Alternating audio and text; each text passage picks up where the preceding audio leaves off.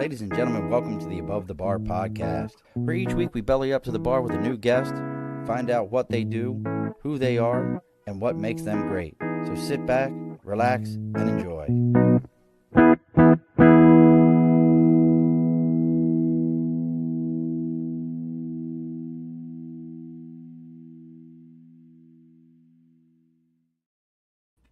Alrighty, folks, welcome back to the Above Bar podcast. It's your host, Sean. We've bellied up to the bar here on this 22nd day of July. Look at that. I got the date actually right, folks. And just so everyone knows, it was a national holiday on Monday, if you didn't realize it. Two of the most important things to ever happen in America happened on that day. One is man walked on the moon for the first time, July 20th, 1969. And for all you whack jobs who think we didn't, I think you're a whack job. We walked on the moon. Suck it up, Buttercup. And then I was born in July in 1976 on the same day. So why not celebrate my birthday with somebody who deserves to be celebrated herself? We're talking about positive psychology and really getting into the ideas. Do our personal freedoms still matter in life? Does it matter? Or have we been inundated with all these other things? So joining us all the way from Jersey, she's coming from Jersey, all the way down there, it's Dr. Barbara. Hold on, Doc. Don't say anything yet. I forgot to pull your media up. Like I had all this keyed up and then I lost my spot again. Coming from us all the way down at the Jersey Shore herself, it's Dr. Barbara Becker Holstein. Oh, thank you. Thank you. Not too shabby of a lot. I do my best. Wonderful. Right? So Doc and I are going to be talking about, really, is it worth the fight for your personal freedoms, or have too many things been taken from us, and how do we stay positive in these environments? So as we're going through all this, folks, for those of you that will be joining us live here in a little bit, make sure you're giving us likes, shares, follows, all those things. But before we get too far, as always, I got the big board behind me here. It's the big board for Sticker and a Cause. If you got something you believe in, something you support, something you want other people to know about, you can reach out to us on Facebook, LinkedIn, YouTube, Twitter, Twitch, Instagram, TikTok, all those different social media spots. Our website is the abovethebarpodcast.com, and our email is the abovethebarpodcast@gmail.com. Reach out to us. Let us know what you got going on. We'll let other people know about what you got going on. We love to share that around. So just reach out. I'll let you know where to put that sticker in there, and we'll talk all about it. Now we got to talk about the people that pay the bills around here, folks, and that's Budget Blinds of East Greenbush, Hudson, Coxsackie, Schoharie, Delmar, Clifton Park. That is North America's largest custom window treatment company. They're handling everything from blinds, shades, shutters, drapery, you name it. They take care of it. And for the month of July, they are doing 25% off of all motorized window treatments. That's right, folks. So if you want to have like the remote or voice activated or put it on your phone, if you reach out to Budget Blinds of East Greenbush, Hudson, Coxsackie, Schoharie, Delmar, and Clifton Park, they're going to give you 25% off of that window treatment. And as always, folks, if you're there, you tell them you're there to belly up to the bar, they're going to give you another additional 5% off your order. So make sure you're reaching out to Budget Blinds of East Greenbush, Hudson, Coxsackie, Delmar, Clifton Park. Good Lord, Doc, I'm too many of them. It's like when I yell for my children, I realize that I've got so many of them that I can't remember everybody's name. So, all right, Doc, all the house cleaning is done and taken care of. How are things in Jersey today? Well, it was a fairly nice day. Yesterday was scary because there were some terrible rainstorms, but usually the weather is pretty good in this part of New Jersey. It's not terribly cold or terribly hot, and it is near the beach. When I was a young, I loved to go to the beach, and it was a thrill for me. But I have to admit, as age sets in, it's okay, but I don't have to go.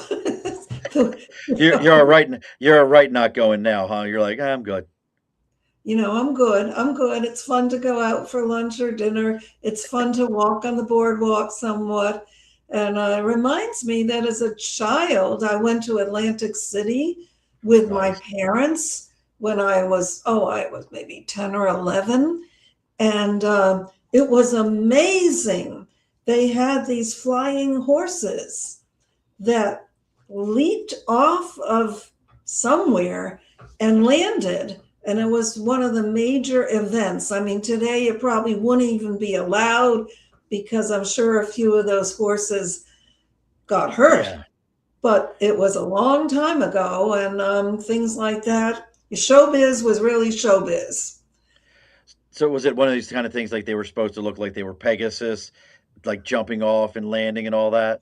Probably. There probably was a story behind it, but I was 10 years old and just wanted fudge and ice cream. I wasn't very interested in the origins of these horses, you know.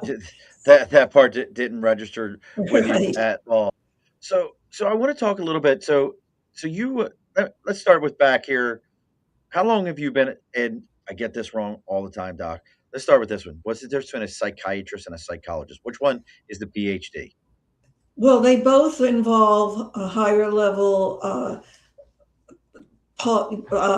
awards and so on and status. So both of them, you're going to have about the same level of training, but the training breaks off somewhat differently when you're going for your doctorate in Okay. psychology. You're going to deal a lot with mental issues that you think you can really help the person make some improvement without much or any medication. While if you're going to see someone who is a oh God, the other, yeah, The other guy. the other guy, the psychiatrist, they break off in their training much earlier on to go into a focus on medicine. Now, Gotcha. they may use medicine and talking therapy, and the psychologist may use talking therapy and medicine. So they Hmm. can overlap also. But in the last 20 or 30 years, medicine for psychiatrists has become primary, and talking your way to health is one of the hallmarks of a good clinician. Okay. So very, very interesting. The training really does differ along the way. And it's unfortunately, there really aren't enough trained psychologists or psychiatrists right now. There's a real problem in getting enough.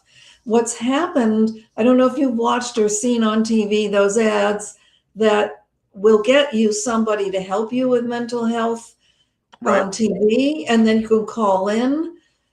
It's kind of breaking the heart of both psychiatrists and psychologists because people with a year or two of training, it's like trying to make a horse that is, a beautiful horse, but he hasn't really been broken, and you try to get him into the out for the next, thing that's coming to town, and he can't. He's not strong enough yet. They're just not prepared for the things that they could Right, run into. They're more of right. a voice counselor kind of a thing, and not Yeah. really a clinician that can handle these kind of things. A Eh, counselor, I'm sorry, no, a no, please go ahead. counselor can have some very good general advice, but they haven't weathered really being trained around very sick people and understanding the levels of depth that have to be repaired, so to speak. So, Now, I got a curiosity question. So, and you may tell me I'm a crazy person here in a minute, and maybe we don't use that term today, but but I've always also noticed that with when you talk about counseling and therapy and all that kind of stuff, I think some people, and I think we see it more today than ever. And I'm curious with you, how many years have you been in this field? well, also, I should mention my husband also, we work together.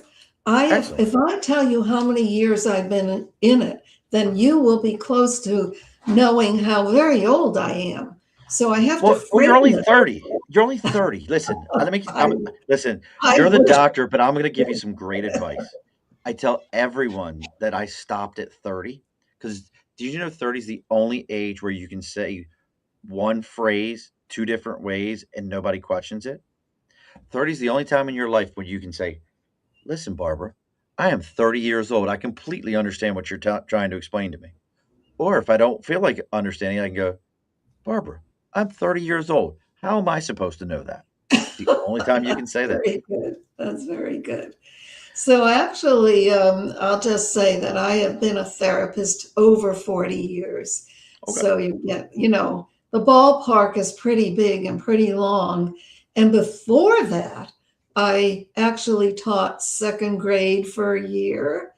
And I loved those little kids. I was so enamored with 7-year olds, but it was exhausting too, exhausting. And I Like had to that. drive an hour each way every day. It was very fatiguing. And then I got a chance to get a doctorate at Boston University. Oh, nice.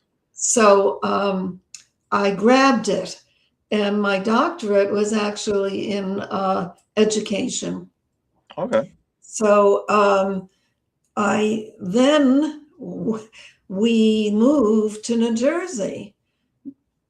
We actually had hoped to stay in Boston and talk about us, the story you might tell someone you're never going to see again. I was thinking about that. I had many people that I've told this story to that I've never seen again because I was really tortured, and I still have some uh, bad moments or days regretting the move. And what happened was, it's kind of weird. Um, Russell and I were invited to dinner to one of the fellows who was on the staff at the hospital where Russell was working in Massachusetts. I'm going to disguise everybody. Okay. And when we got to the house, I sort of felt a little off, I guess you could say, or scared. And it turned out that I had brought a much fancier dessert that was the exact same dessert the hostess was feeding us, except it was fancier. Okay. Oh, no. So I just dropped, like my gut almost like fell out. And I said to myself in my head, Russell will never make it in this job. He's going to lose it. And 10 months later, 10 or 12 months later, he came home, put his arms around me. I was in the kitchen. The baby was in the playpen. And he said, I lost the job. We're going to have to move. And there, talk about weird things that really do happen. And we came to New Jersey. He got a wonderful job in a local hospital. Then he got a job at a local college, Monmouth, which is now a university. It's a Oh, nice yeah. place. And he worked with all the students who needed help in any way. And then we both went into private practice together. I had gotten my license. All this took like 15 years to even out. And to this day, I can look back and see that little house we had, which had been like a gardener's house of a bigger house, in the Okay. back. Of course, the big house was ripped down, but the little one was still there. And I can see it and I can feel how happy I was that this was a real sense of not only having achieved our own wisdom with getting, degrees, but that we could really be happy here. There were a lot of young couples. There was a church. We're Jewish also, so I'll say there was a Synagogue. synagogue we kind of liked. So many things were like right, and then they were just ripped. So I have a tremendous, I think, sensitivity and awareness for how life can present not only the typical things you have to fight for, but you can really get kicked in the behind without, much, much, much happening in your favor. It can happen. It can happen.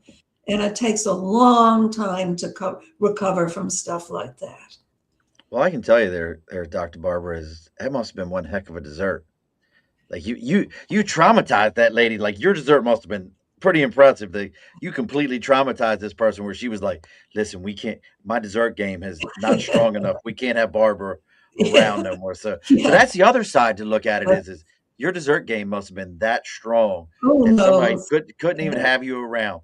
But it's interesting to me, and the reason I asked about your time frame in this field is one of the things I notice when it comes to, as we talk about fighting for personal freedoms, is have you noticed where in your experience in doing this where people have lost, and let's see if I can phrase this right, people have lost the will to fight for personal freedom because they need their diagnosis to be their identity? Does that make sense the way I'm explaining it? Like if you told me, "Hey, Sean, you're you're a no, let me think of a better term. Hey, Sean, you're a narcissist," which I'm not a narcissist in any way, but and then I guess a narcissist would say that too, though. But I guess I don't know. Don't But worry. if you told me that, and you were treating this, it's almost like that becomes my excuse for everything I do wrong. So then I don't want to be free of this and have my own freedoms. Have you noticed that shift in people where it's not about getting better and moving beyond this, but I need my identity. When you give me a diagnosis, that is my identity. I don't know. Usually, I don't speak too much about the diagnosis with my clients because they're not usually taking medicine from me. They may be from someone else, but not from me. I do a lot of talk about helping people recognize their talents and get back to their talents. And I feel that one of the most healthy things a person can do is stay appreciating their particular talents rather than letting them be lost. It's not good to lose your talents because there is something about being generous of spirit to yourself that's very important in feeling good. Not giving in to either a bad person you work for or a family member that isn't really treating you right. Now, sometimes, like us moving to New Jersey, I had no choice. I was not ready to divorce my husband with a baby, and I loved him, but I had no choice. I did go to a psychiatrist actually because they worked very close. There were two in the same office. One was sort of one and the other, whatever.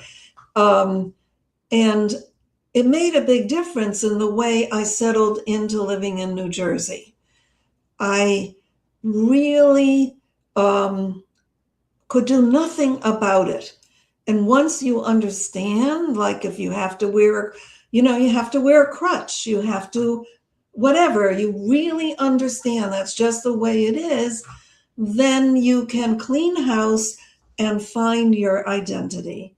And I really spread my wings. Not only did I get my license as a psychologist, but I started to create. Some of the things were a little bit crazy. I kept diaries of all my dreams for a couple of years. I just found that very interesting. I wrote a lot of short stories that have never gone anywhere that I just thought were very interesting.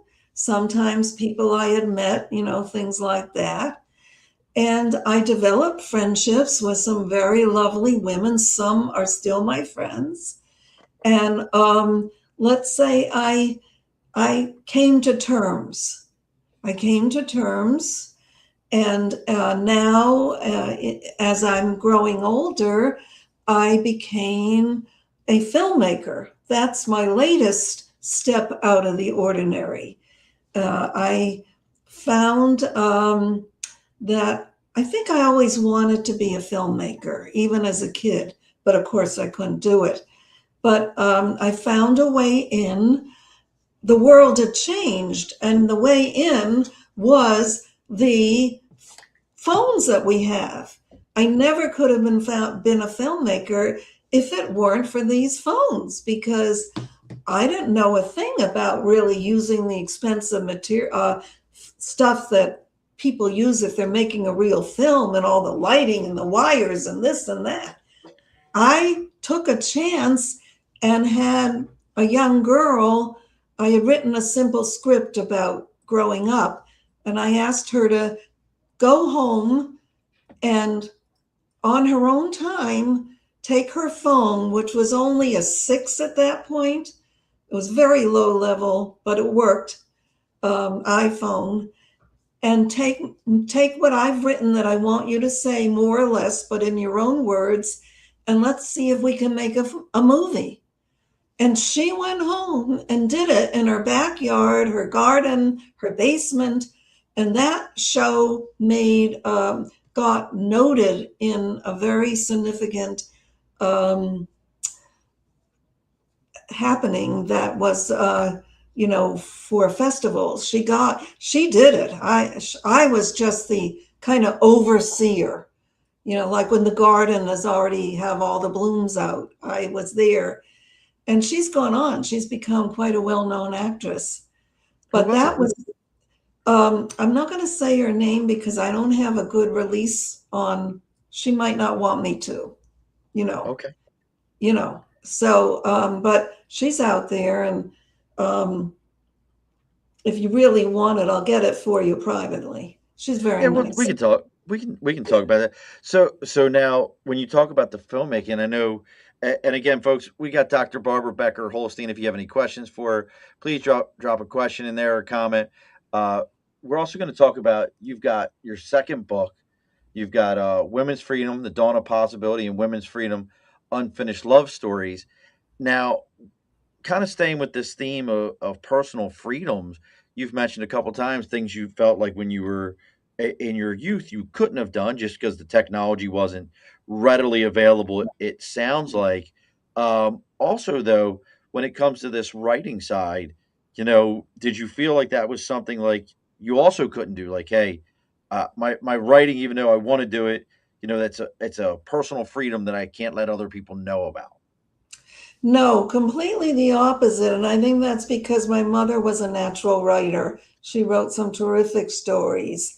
And my father was a public speaker. He was wonderful if he had to speak, at a council meeting or whatever. He was a dean at a couple of universities. So they were very, very fluid people with using their voice. And I actually insisted when I was 9 that my mother take me downtown, and I bought a Girl Scout diary because I was also a Girl Scout. And for 3 years, every day I wrote in that diary. It is the most boring thing you would ever read. Dear diary, today I had breakfast. Today I had cereal. I went to school. My father dropped me off. It was raining. That was on and on and on. But that was the origins of something within me. And by the time I was in high school, I wrote some pretty serious poems and a couple of short stories, not much. But in college, it continued and it continued. And then when I had this move, it was still there as a way of kind of healing, when I was keeping my dreams and stuff. And then one day, eventually, I moved on to a little book for girls, very attached to young girls, in the sense that a lot of the research had shown that young girls kind of lost their energy and their sense of wisdom about themselves. And basically, the boys went ahead in high school better than the girls. And girls, got caught up in dating and so on, and even things that weren't so good, like unexpected pregnancy. And there's always been some horrors that girls have had to face more than boys, at certain times. Um, a boy could go out with somebody and something could happen, no one else might ever know. But you couldn't get pregnant without your mother and father knowing, you know. This is true. That's a kind of And a harder one to hide. these sorts of freedoms are really critical to one's identity. That's why I felt a couple of years ago when I wrote the littler book that you mentioned, I wanted to help women recognize for their own kids and maybe grandkids, don't give up a right to make your own decision, your own medical decisions. You know, Not telling you what to do. You believe certain ways, do it. That's fine. But don't give up your right. Um, I That that never have definitely told that's you. definitely one of those subjects that we talk about in my house. People's personal rights to. I've always been of that mindset. I am a completely personally pro-life, but Mm-hmm. you're right to pro-choice, if that makes sense. Like, that's not my Yeah, business. Like, right. in my household, I'll tell you Right. what it is, but in Yeah. your household, that's not my business to have that choice. That, like, how dare I? That's the way I look at that one. Yeah. And if you want to try to persuade, you're allowed to do that too. That's I'm a great just thing about saying, being an American, isn't it? Like, yeah, we get to do that, and at no point in time should anyone have the fear that someone's going to club you like a baby seal because you want to tell someone else your thoughts. And if they right. don't like your thoughts, they have absolutely the right to walk away from it and don't have the Exactly. right to attack you for your thoughts. That's It's a right. very unique thing that people.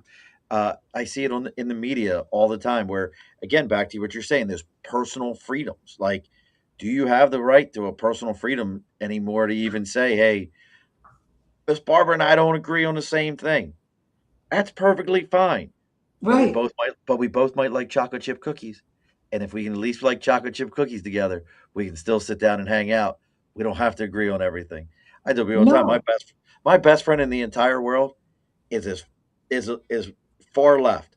I'm probably middle right. I still love the dude. I don't care. Mm-hmm.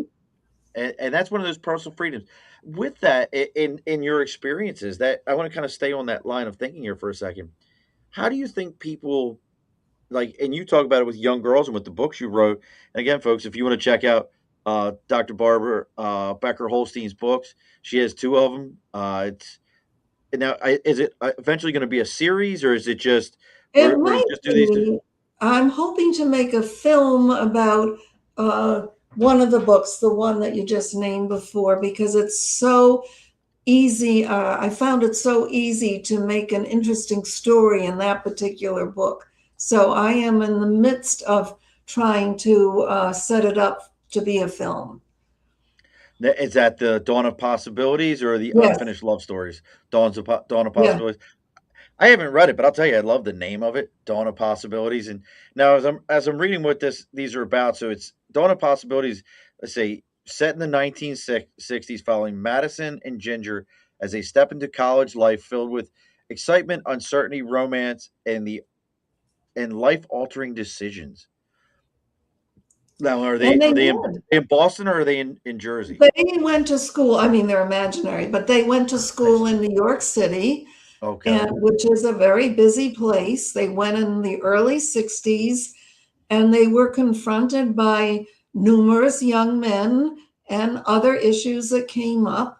And neither girl really wanted to return to her childhood place. They both came from Texas, but they didn't know each other. okay, But they came from families of difficulty, I'll put it that way. So they were both trying to find ways to come into their own. And that's okay. a typical story. I mean, I went to college in New York. First, I went to Smith, which is in Massachusetts. and, this is also the kind of thing that I would only admit when I was younger. If I was sitting on a plane for 12 hours with a stranger. But I hated Smith. The people were wonderful, the psychologists, the teachers, everyone there was really nice. But there was one big problem. There were What was no that? boys that went there. Oh It my was goodness. only girls. And Oh, I was not happy. I was not happy. So uh, I transferred to a school in New York City, Barnard, which was only I girls, know but Barnard. it was in the I've heard of city. it. It was in the city. And That's too yes, funny. there were boys. And one of the, Better that way, huh? yeah, one of the funny things was that I had a boy who was not a boyfriend. This, like, you have friends and then you have boyfriends. He was a friend, and he liked me. I liked him. We hung out. We had no one else to hang out with.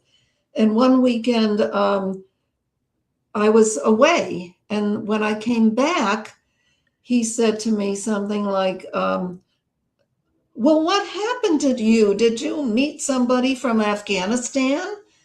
And the truth was that I From had. I from had met this Afghanistan? fellow. I had met this fellow from Afghanistan, Well, and I that's such bet a you weird. can, Wow. yeah, you can imagine that my mother and father were not happy with this. Yeah, yeah, I can imagine, in the 1960s, young Jewish girl meeting some random Muslim guy from Afghanistan was not top on their list of like No, it wasn't. future son-in-law material right there. Right, right. He was the only fellow that my father said I could never bring back to the house. Wow, really? Mhm. Now, when you talk about personal freedoms, though, and we discuss that, you know, moving, think I want to kind of like a Barbara if you were, 2026 Barbara at that Yeah. age, would you have still do you think you still would have followed along with that Well, compared to the 60s Barbara?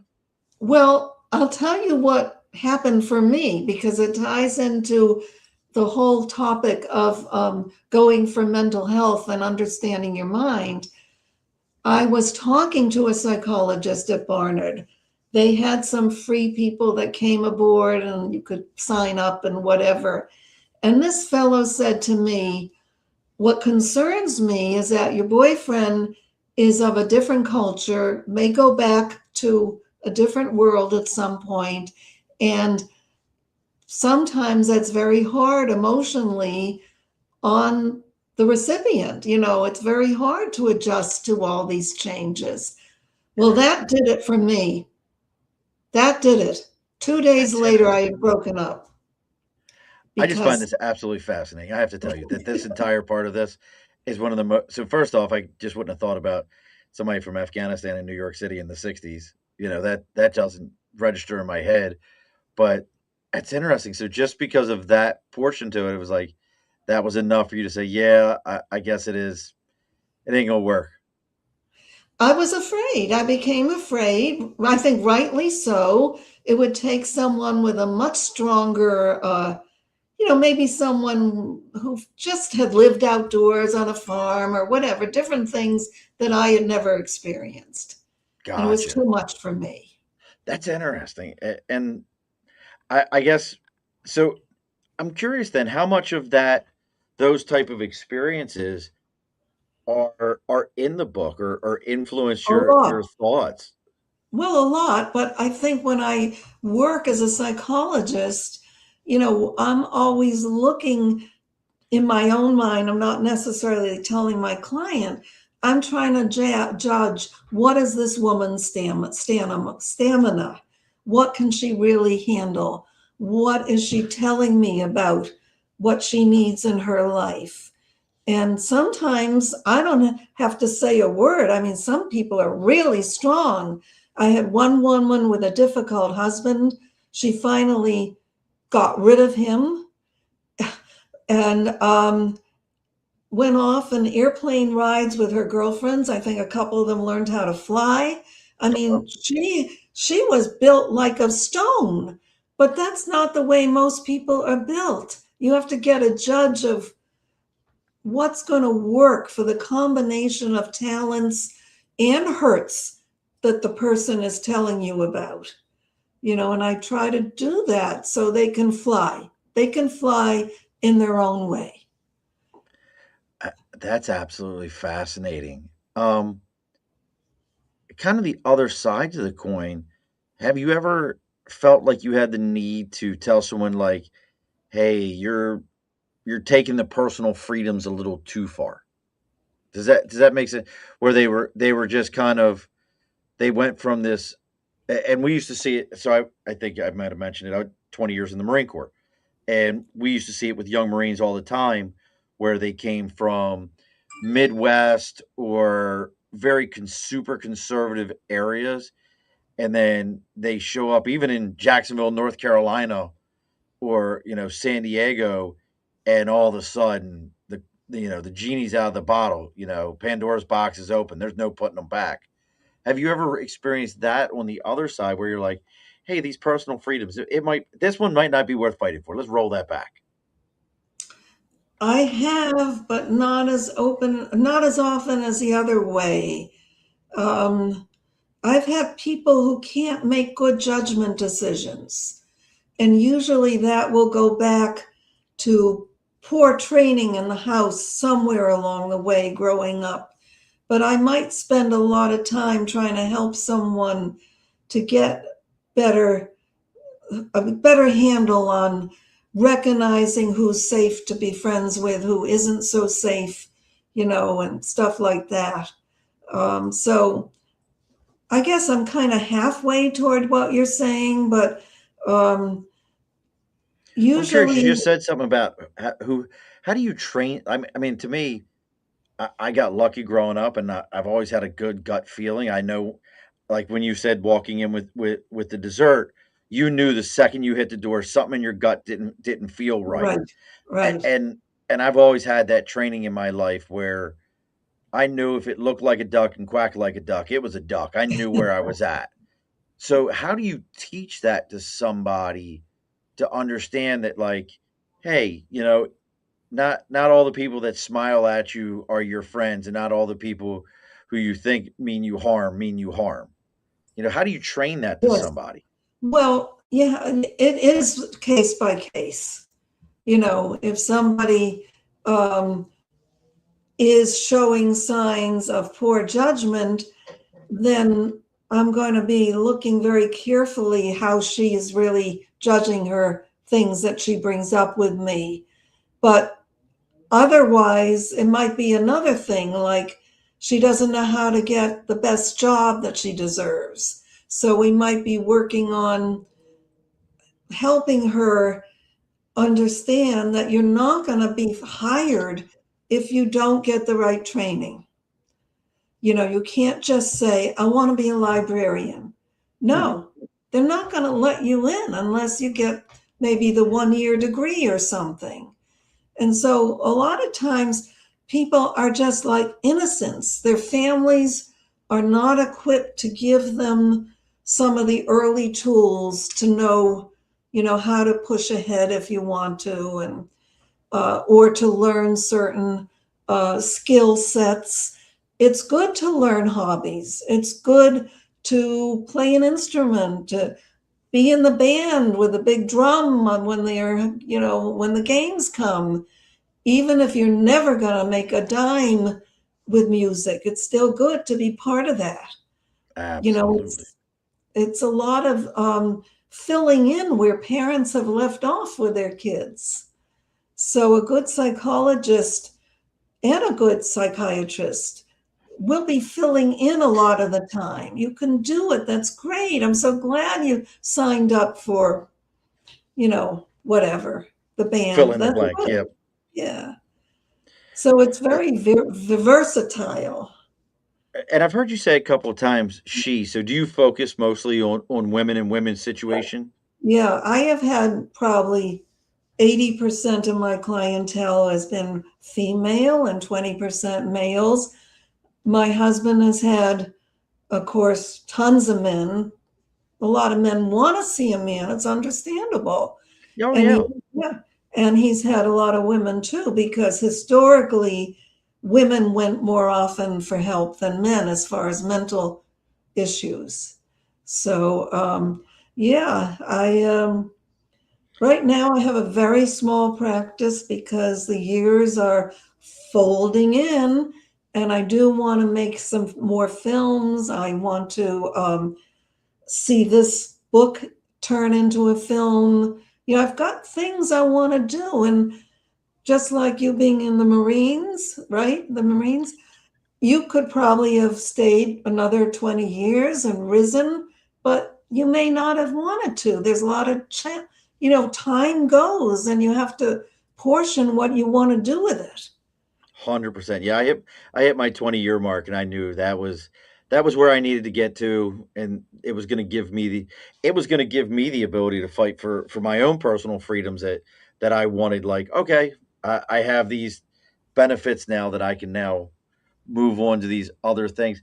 But you also mentioned, that most of your clientele has been women, not so much men.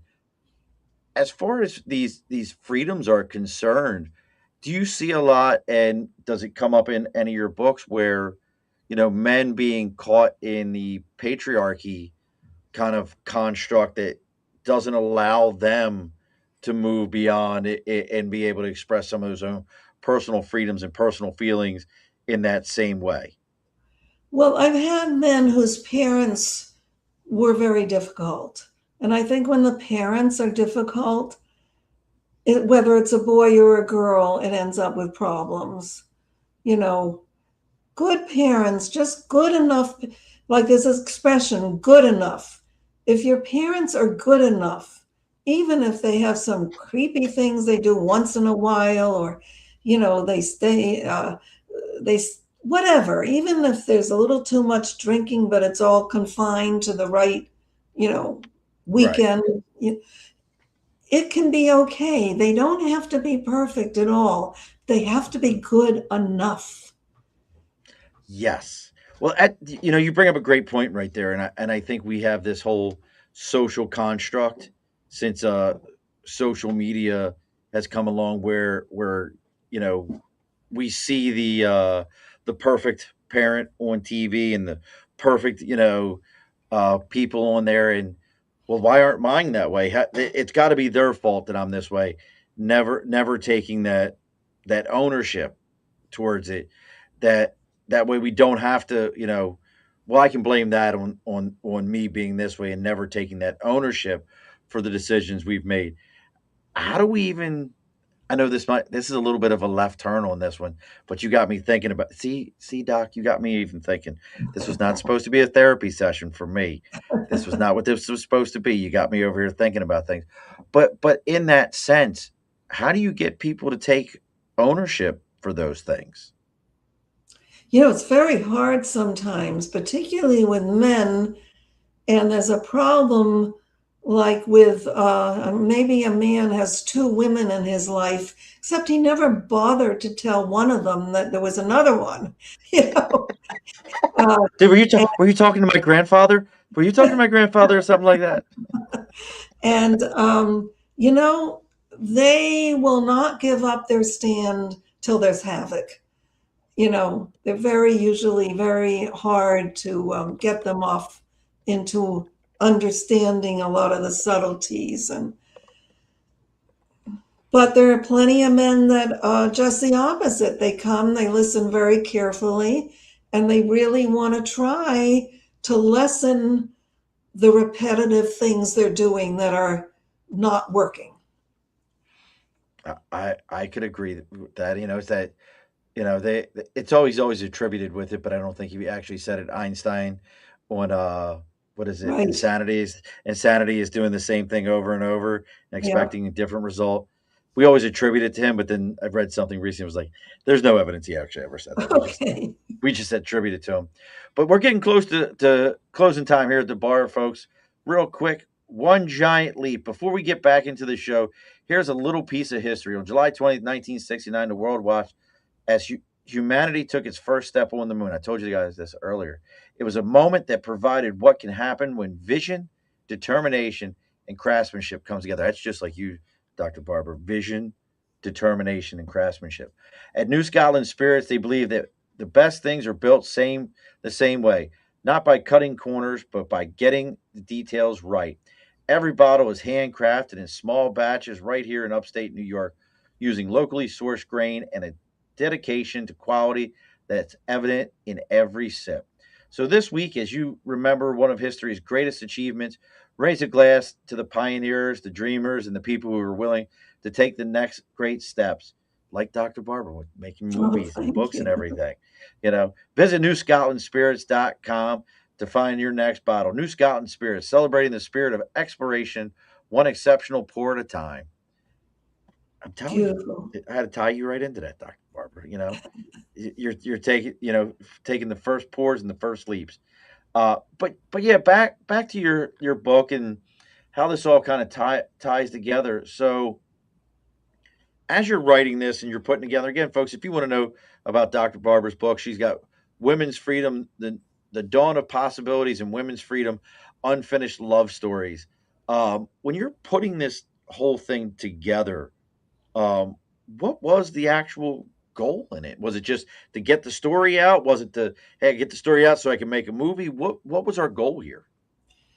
Well, I felt very, very intensely around putting in a theatrical form some of the issues that girls face so that hopefully the women, particularly women, grandmothers, mothers, would read the books and see for themselves some of the problems and thoughts going through girls' heads as they're teenagers, and perhaps be a little more compassionate or interested or suddenly more willing to share some of their own past.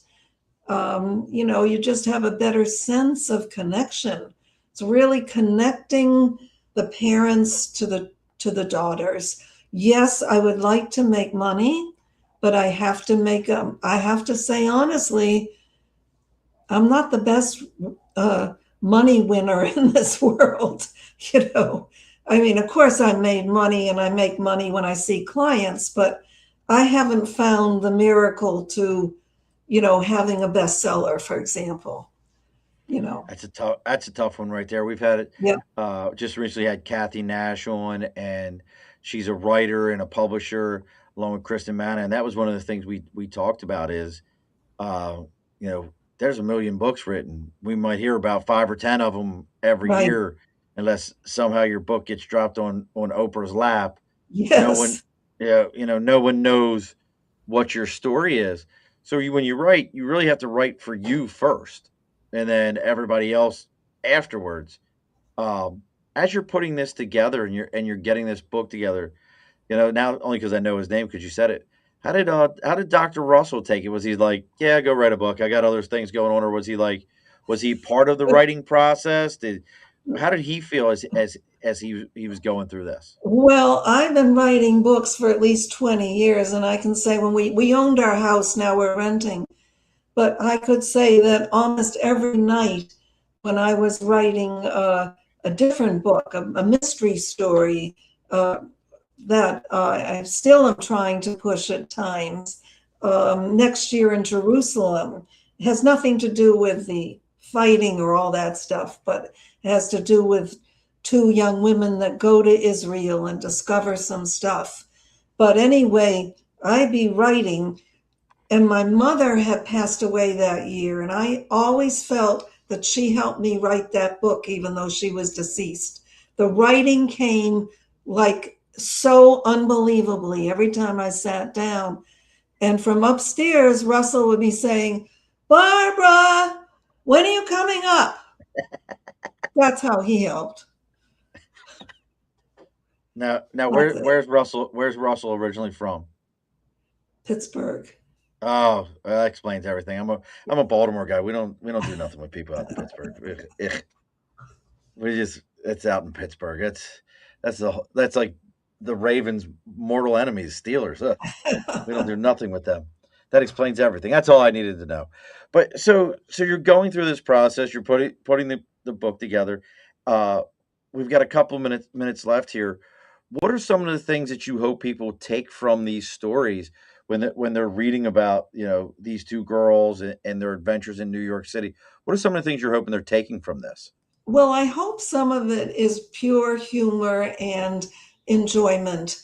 I have I've developed some characters, and one of the characters is senior man who loves to come to dinner with where the two girls live. Very nice man, but he insists on bringing a globe like you would read, when you're with a seance with him because he claims that his His crystal crystal ball.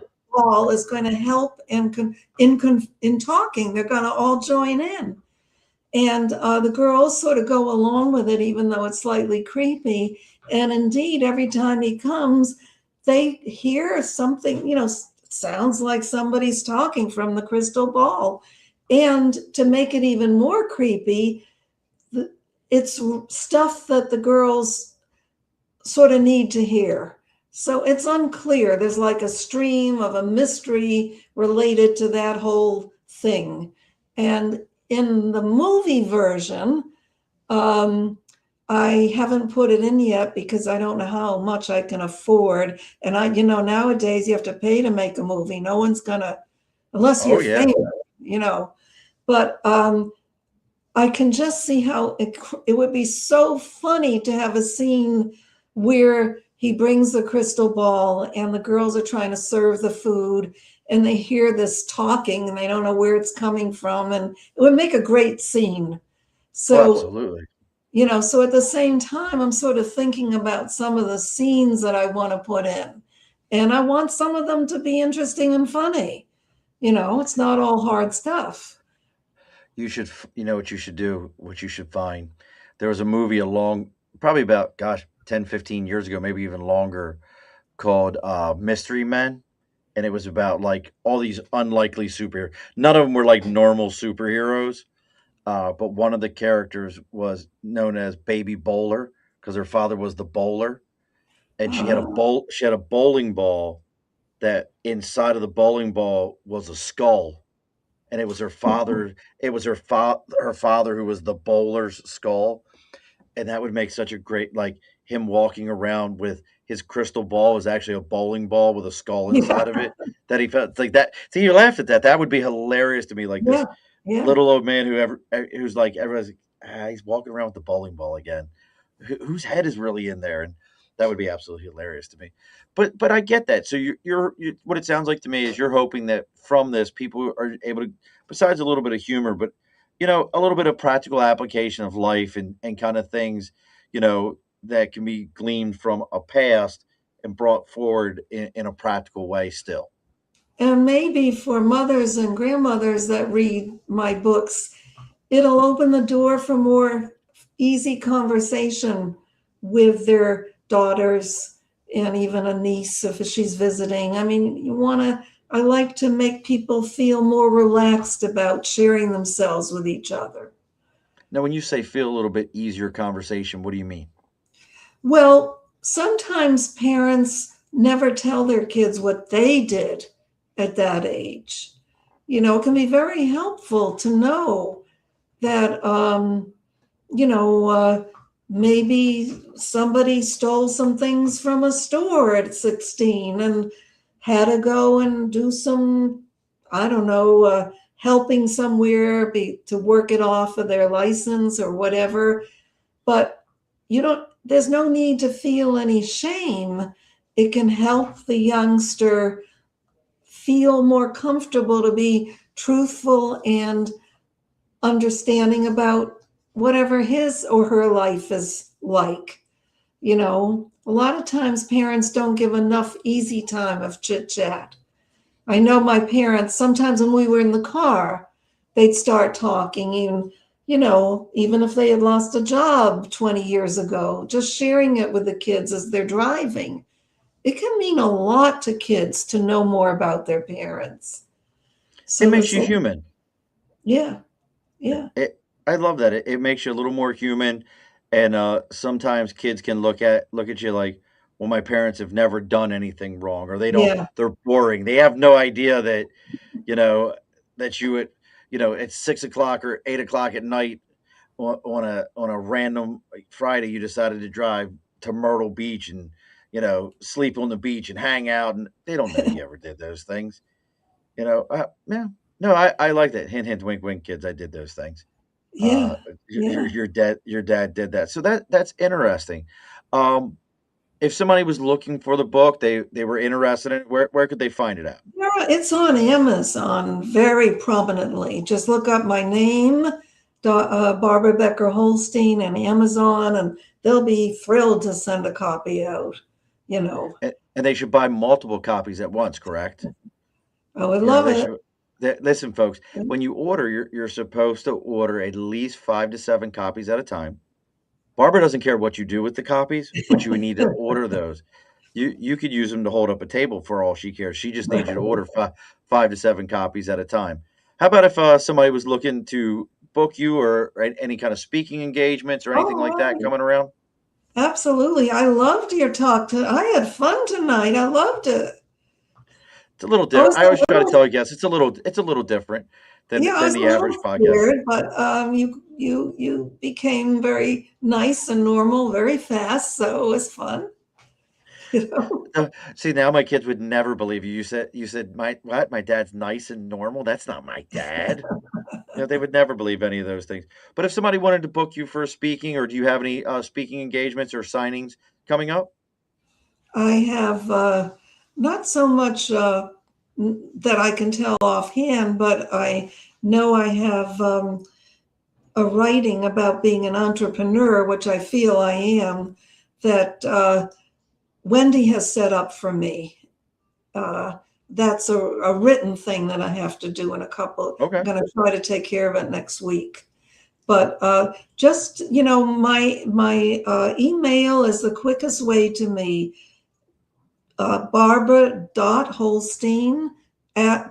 Barbara.Holstein@gmail.com. And I only will ignore it if someone is weird, But honestly, I love to hear from people. And listen, folks, you got to be Really. really weird because she talked to me. So, I mean, that explains everything. We're good there. Well, listen, folks, as always, if you found Dr. Barber through us or us through Dr. Barber, make sure you're giving this a like, share, a follow, all those different cliche things. And I know that's what everybody thinks when they hear it, but trust me, that's how the algorithms work. That's how this whole process works. You share it with somebody, you hit that like, share, and follow, and people find out all about what's going on and how these things happen. And we do this every Wednesday, 8 p.m. Eastern Standard Time. Very few Wednesdays do I miss. I do have one coming up here soon, but excuse me, very few times do we miss it. Next week we have another Marine like myself coming on, gentleman by the name of Cliff Sososman, Sosman. I'm probably pronouncing that wrong. Again, he's a Marine. But he does professional speaking about execution under pressure. He also has a podcast called Tailgate Chat. We're going to be talking about execution under pressure. How do you handle these different situations? And probably going to talk a little bit about how you translate things that we've seen in the service, where I talk about this all the time, where people don't have to listen to you anymore just because your rank's bigger than theirs. You have to be able to actually communicate and find the right way for people to work with you.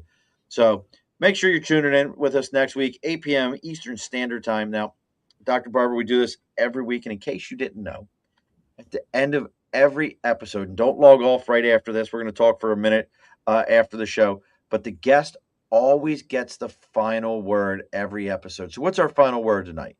I would say that my final word to the audience is look at your whole life, take a piece of paper, write down all your talents, and take another piece of paper, write down your dreams that you would still like to achieve, and go for at least one or two of them. Just do it.